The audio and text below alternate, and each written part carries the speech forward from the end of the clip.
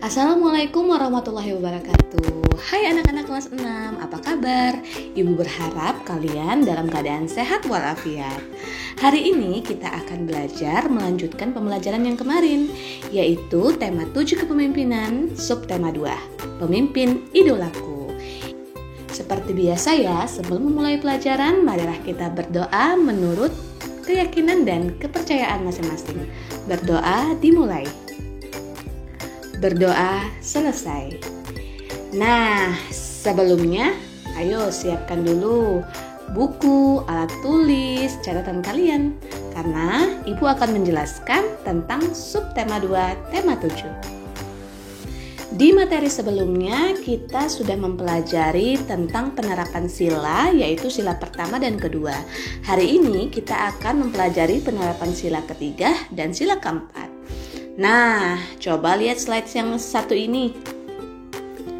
Di sini ada gambar orang sedang menari tradisional.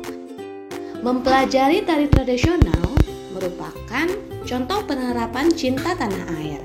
Itu artinya kita juga menerapkan nilai sila ketiga.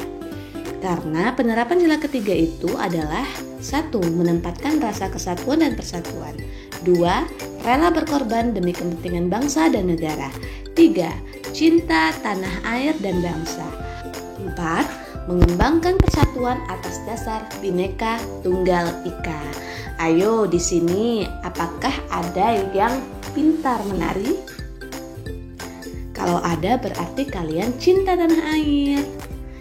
Nah, sebelum kita masuk ke penerapan sila keempat, yuk kita bahas dulu unsur-unsur seni tari. Jadi anak-anak, unsur seni tari itu ada 2. Yang pertama, unsur utama, dan yang kedua adalah unsur tambahan. Apa sih unsur utama? Kita bahas satu persatu ya. Yang pertama adalah wiraga. Wiraga dalam konteks seni tari biasa dikenal dengan gerakan. Tarian harus menonjolkan gerakan tubuh yang dinamis, ritmis, dan estetis. Secara umum, melalui gerakan penari, penonton bisa menebak karakter yang dimainkan. Misalnya, gerak memutar pergelangan tangan pada tari yang dibawakan oleh wanita memiliki arti keluasan atau kelembutan. Nah, tanpa adanya gerakan, sebuah seni tari tidak memiliki makna dan menjadi hampa. 2. Wirama. Tidak mungkin sebuah tari hanya menampilkan penari bergerak ke sana kemari tanpa adanya musik yang mengiringi. Musik berfungsi untuk mengiringi gerakan penari. Dengan adanya musik, suatu gerakan akan lebih memiliki makna karena tercipta suasana tertentu. Seorang penari harus bisa menari sesuai dengan irama, ketukan, dan tempo pengiringnya, sehingga bisa harmonis dan estetis di mata penonton. Selain itu, irama juga bisa sebagai isyarat bagi penari kapan harus memulai atau mengganti sebuah gerakan. Meskipun berfungsi sebagai pengiring, irama juga termasuk ke dalam unsur utama ya. 3. Wirasa. Seni tari harus bisa menyampaikan pesan dan suasana perasaan kepada penonton melalui gerakan dan ekspresi penari. Oleh karena itu, seorang penari harus bisa menjiwai dan mengekspresikan tarian tersebut melalui mimik wajah dan pendalaman karakter. Dengan adanya rasa dalam sebuah tari, penonton bisa makin mudah menangkap maksud tertentu yang ingin disampaikan oleh penari. Tanpa adanya rasa, makna tarian tidak akan dapat tersampaikan kepada penonton. Selain unsur utama, ada juga unsur tambahan. Unsur tambahan ini adalah sebagai pelengkap dari ketiga unsur utama. Bisa jadi, jika beberapa unsur tambahan ini tidak diperhatikan, dapat mempengaruhi keberhasilan sebuah pertunjukan tari. Nah, ini ada 4 unsur tambahan yang akan kita bahas. Yang pertama, tata rias dan kostum. Tidak mungkin sebuah pertunjukan tarian menampilkan penari dengan kostum dan riasan seadanya. Pasti ada riasan khusus dan kostum yang sesuai dengan tarian dan karakter yang dibawakan oleh penari. Unsur ini mendukung terciptanya suasana tarian dan menyampaikan karakter serta pesan secara tersirat. Kedua, pola lantai. Tarian akan indah apabila penari bisa menguasai pola lantai. Tidak hanya melulu berada di tengah panggung, tapi juga bergerak ke sana kemari sehingga tidak membuat penonton bosan karena monoton. Hal ini juga sangat penting untuk tarian yang dibawakan oleh banyak penari supaya antar penari tidak saling bertabrakan. 3. Setting panggung. Seni pertunjukan tari yang baik akan memperhatikan pengaturan panggungnya. Hal ini penting karena dengan adanya panggung yang sesuai tarian, tidak terlalu sempit dan tertata rapi akan menimbulkan kesan pada penonton. Penataan panggung yang dimaksud juga termasuk pencahayaan. Sekiranya panggung sentral tari tidak terlalu terang, tetapi juga tidak terlalu gelap. Intinya, penata ruangan harus bisa menyesuaikan dengan tari yang akan dibawakan. Yang terakhir, properti. Dalam tarian tertentu, penari akan membawa properti. Properti ini merupakan alat pendukung seperti selendang, piring, payung, dan lilin.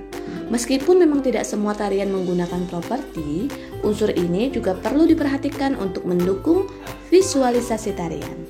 Dengan adanya aksesoris penunjang, penonton makin yakin bahwa tarian yang dibawakan telah dipersiapkan sebaik-baiknya. Selain itu, juga ada aksesoris penunjang yang memudahkan penonton untuk mengetahui karakter tarian yang dibawakan.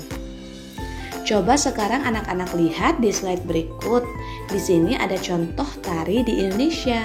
Kira-kira ada yang tahu nggak ini tari apa? Ya, benar sekali. Ini adalah tari payung dari mana coba? Dari Sumatera Barat. Oke, good job. Nah, tari payung ini termasuk dalam tari berpasangan. Apa itu tari berpasangan? Tari berpasangan adalah jenis tari berdasarkan banyak jumlah penarinya. Sesuai dengan namanya, tari berpasangan dibawakan oleh 2 orang penari. Bisa wanita dengan wanita, pria dengan pria, ataupun wanita dan pria. Kalian bisa melihat contoh-contoh tari berpasangan lain di buku cetak tema 7 kalian, halaman 72 sampai halaman 75. Lanjut ya, sekarang kita membahas tentang penerapan nilai sila keempat Pancasila. Contoh-contoh penerapan nilai sila keempat Pancasila itu yang pertama, mengutamakan musyawarah dalam pengambilan keputusan. 2. Musyawarah untuk mencapai mufakat. 3. Menghormati dan menjunjung tinggi setiap keputusan yang dicapai. 4. Menerima dan melaksanakan hasil keputusan musyawarah dengan bertanggung jawab. 5. Mengutamakan nilai-nilai kebersamaan dan keadilan. Ingat ya, intinya penerapan nilai sila keempat itu adalah musyawarah. Sesuai dengan bunyi sila keempat, yaitu kerakyatan yang dipimpin oleh hikmat kebijaksanaan dalam permusyawaratan perwakilan. Oke, kita akan membahas tentang pidato. Nah anak-anak, sebelum kalian membuat pidato, ada baiknya kalian membuat dulu konsep pidato. Konsep pidato itu bertujuan untuk mempermudahkan kita dalam membuat sebuah pidato. Nah, konsep pidato itu terdiri dari 4, yaitu yang pertama tema. Kita harus tahu dulu tema apa sih yang akan kita buat. Misalkan temanya itu kemerdekaan, artinya kita harus membuat isi pidato itu sesuai dengan temanya. Kedua yaitu judul. Nah, sama ya seperti dengan tema. Lalu yang ketiga, poin-poin penting isi pidato. Nah, kira-kira poin-poin apa saja nih yang akan kita sampaikan kepada pendengar? Dan yang keempat adalah kesimpulan. Setelah kita memberikan pidato kita, sebaiknya kita memberikan simpulan. Jadi inti semuanya itu apa? Oke, nanti akan Bapak dan Ibu Guru berikan tugas membuat pidato. Sekarang, Ibu akan menjelaskan cara menjaga kebersihan dan kesehatan alat reproduksi pada masa pubertas. Sekarang, anak-anak kelas 6 sudah memasuki masa pubertas.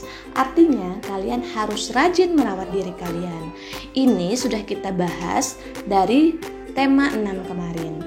Tapi Tapi tidak apa-apa ya, akan Ibu bahas lagi. Yang pertama, cara menjaga kebersihan dan kesehatan alat reproduksi pada masa pubertas, yaitu mandi secara teratur. Dengan mandi minimal 2 kali sehari, kalian akan bebas dari keringat dan bau badan. Karena pada masa-masa seperti kalian ini, keringat dan bau badan itu terkadang keluar berlebih. Nah, cara mengatasinya kita harus rajin mandi dengan teratur. Yang kedua, membiasakan membersihkan diri setelah selesai BAK dan BAB. Tahu kan BAK dan BAB? BAK itu buang air kecil dan BAB itu buang air besar. Kalian harus mencuci agar selalu bersih dan jangan lupa untuk mengeringkannya. Yang ketiga, pintar memilih bahan pakaian. Biasakan diri mengenakan pakaian dalam berbahan katun. Katun bersifat menyerap keringat sehingga tubuh akan terhindar dari kelembapan. Jangan lupa juga untuk mengganti pakaian dalam secara teratur. Yang keempat, tak bosan Ibu mengingatkan untuk olahraga. Nah, apalagi saat pandemi sekarang, kalian harus rajin-rajin berjemur. Kalian bisa berjemur sambil menggerakkan badan kalian agar badan kita terasa sehat dan bugar. Terakhir, kita akan membahas tentang kerjasama ASEAN dalam bidang sosial dan budaya. Pada subtema 1 kemarin, kita sudah mempelajari kerjasama ASEAN dalam bidang ekonomi dan politik. Hari ini kita akan mempelajari tentang bidang sosial dan budaya. Kalian bisa lihat di slide ini dan kalian bisa mencatatnya. Yang pertama, penanganan masalah narkoba dan solusinya. 2. Penanggulangan dampak dari bencana alam. 3. Pertukaran pelajar antar negara-negara ASEAN. 4. Kegiatan olahraga internasional yang melibatkan seluruh anggota ASEAN, seperti SEA Games. 5. Kerjasama untuk meningkatkan pariwisata. 6. Pertukaran acara program televisi ASEAN. Ketujuh, misi kebudayaan dan kesenian dengan diadakannya Festival Lagu ASEAN. Wah, semoga saja setelah pandemi ini kita bisa berkunjung ya ke negara-negara ASEAN. Amin ya rabbal alamin. Maka dari itu jangan lupa berdoa untuk negara kita ini agar pandemi ini segera berakhir. Dan jangan lupa untuk selalu belajar di rumah secara daring. Ibu yakin anak-anak kelas 6 SD Pusri pintar dan hebat. Sekian dulu pembelajaran kita hari ini. Akan kita lanjutkan dengan pembelajaran subtema 3 nanti. Tetap semangat, sehat selalu. Bye-bye. Wassalamualaikum warahmatullahi wabarakatuh.